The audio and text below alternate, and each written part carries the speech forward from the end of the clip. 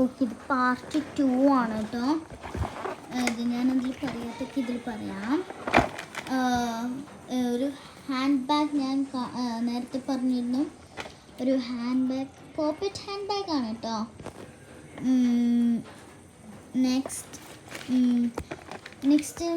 വാച്ചാണ്. ഈ വാച്ച് ഞാൻ ഒരിക്കലൊരു വീഡിയോയിൽ ഇട്ടിട്ടുണ്ടായിരുന്നു.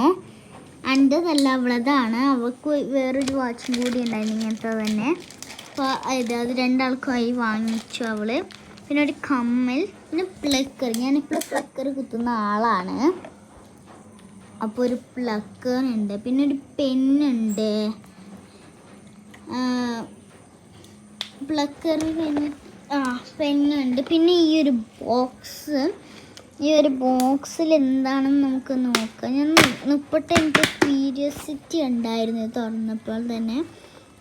ഫസ്റ്റ് ഒരു റബ്ബറാണ്, നല്ല പാങ്ങുള്ളൊരു റബ്ബർ. പിന്നെ പൊക്കാച്ചോൻ്റെ ഒരു ബ്ലൈൻഡ് ബാഗാണ്. ഇത് അൺബോക്സ് ചെയ്യാം.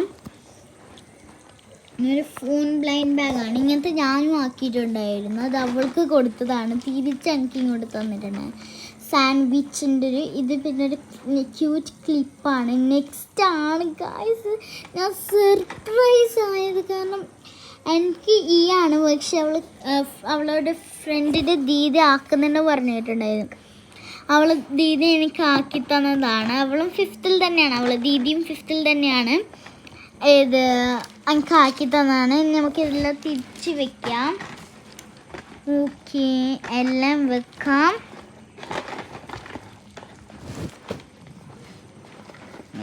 ഇത് അടിക്കാനാണ് ഇനി പണി.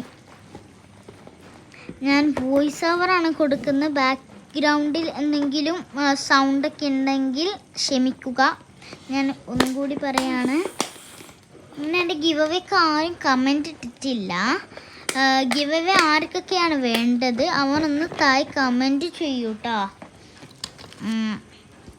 ഞാനൊരു പാട്ട് കേട്ടതാണ്, അതിൻ്റെ കൂടെ ഒന്ന് ഡാൻസ് കളിച്ച് പോയതാണ്. ഓക്കെ, നെയിം മീറ്റിംഗ് ചാലഞ്ച് ചെയ്തിട്ടുണ്ടെങ്കിൽ നെയിമും ആരും കമൻറ്റ് ചെയ്തിട്ടില്ല.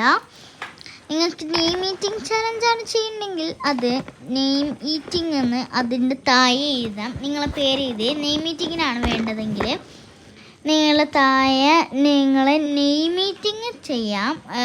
പിന്നെ ഗിവ് അവേക്ക് നിങ്ങളെ പേര് തരുന്നതാണെങ്കിൽ നിങ്ങളെ പേരും താഴെ ഗിവ് അവേ എന്നും എഴുതണം. പിന്നെ നെയിം മീറ്റിങ്ങിനാണെങ്കിൽ പേരും അതിൻ്റെ താഴെ name meeting challenge for me എന്ന് എഴുതുക. Okay, coming soon.